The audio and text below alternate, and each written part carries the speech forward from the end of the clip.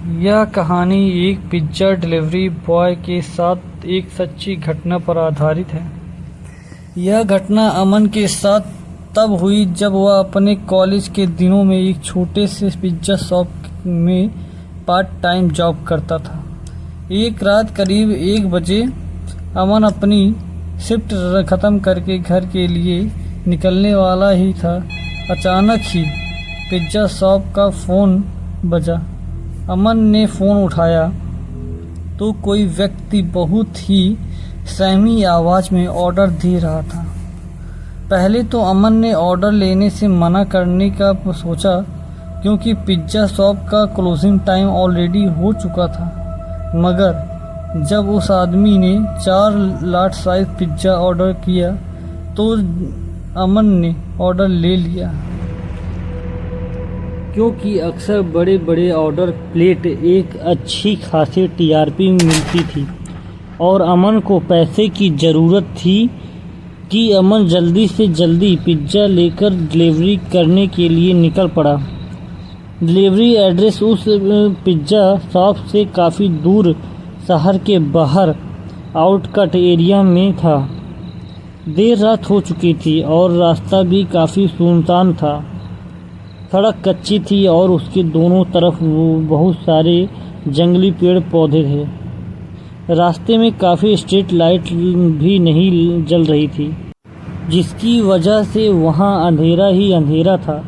कुछ और देर की ड्राइविंग के बाद अमन उस एड्रेस पर पहुँच गया।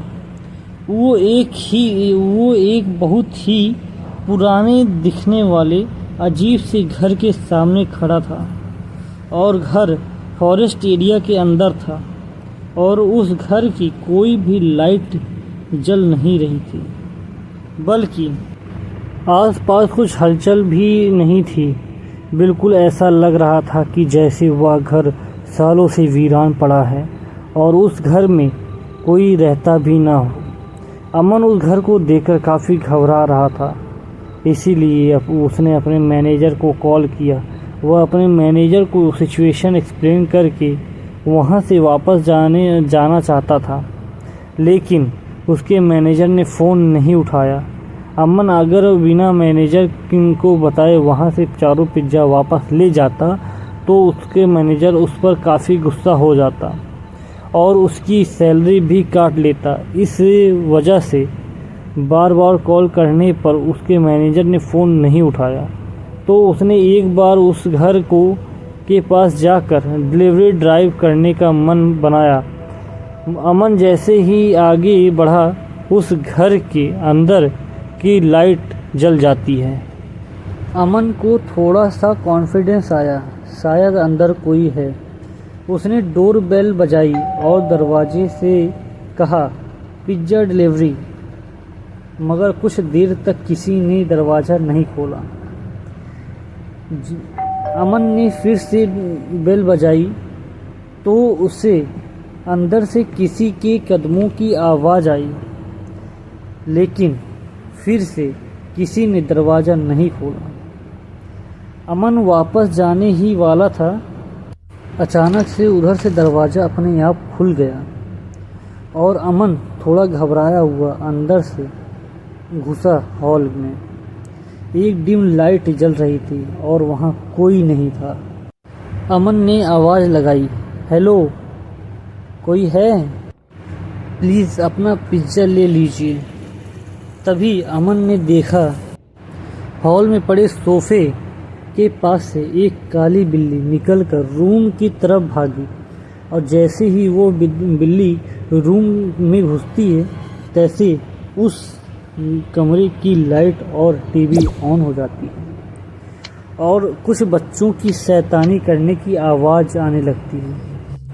अमन को लगा शायद कोई उसके साथ मजाक कर रहा है और वो गुस्से से रूम के अंदर जाने लगती है, लेकिन वहाँ पर 2 छोटी लड़कियाँ बैठी रहती हैं। दोनों बेड पर बैठे बैठे अमन को अजीब तरीके से घूरी जा रही थी और तभी अमन उससे कहने लगता है कि मैं इतनी देर से डोर बेल बजा रहा हूँ और दरवाज़ा कोई नहीं खोल रहा है और और अमन उन दोनों लड़कियों पर काफ़ी गुस्सा कर रहा था, लेकिन दोनों ने फिर भी कोई जवाब नहीं दिया। और अमन फिर से बोला कि अरे मैं पिज्ज़ा देने आया हूँ, घर में कोई बड़ा है जिससे मैं पेमेंट ले सकूं।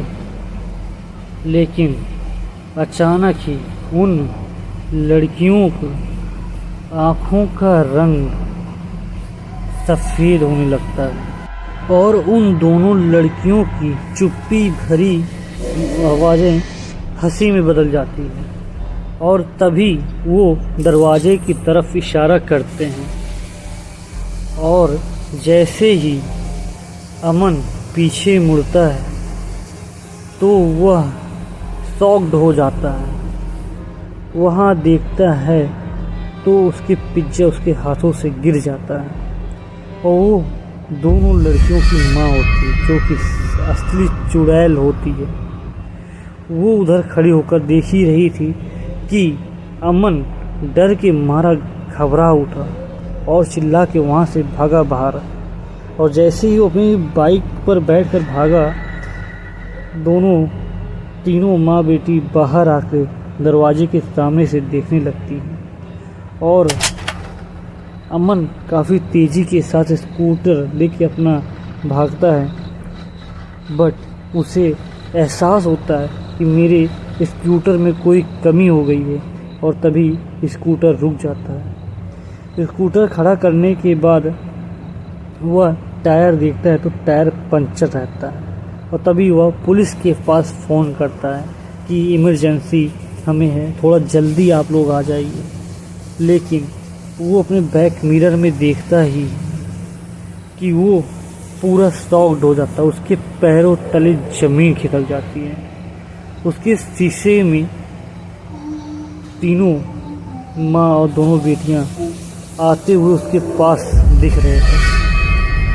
अमन काफ़ी ज़्यादा घबरा जाता है इस मूवमेंट को देखकर और अमन अपने पिज्ज़ा शॉप पर काफ़ी तेज़ी के साथ भागता है, लेकिन वह भाग नहीं पाता तो कहीं छुप जाता है। और छुपने के बाद कुछ मिनटों बाद वहाँ पर पुलिस की गाड़ी की सायरन की आवाज़ सुनाई देती है और तब अमन वहाँ से भाग के आगे निकलता है जिससे वो पुलिस वाले से मिल सके।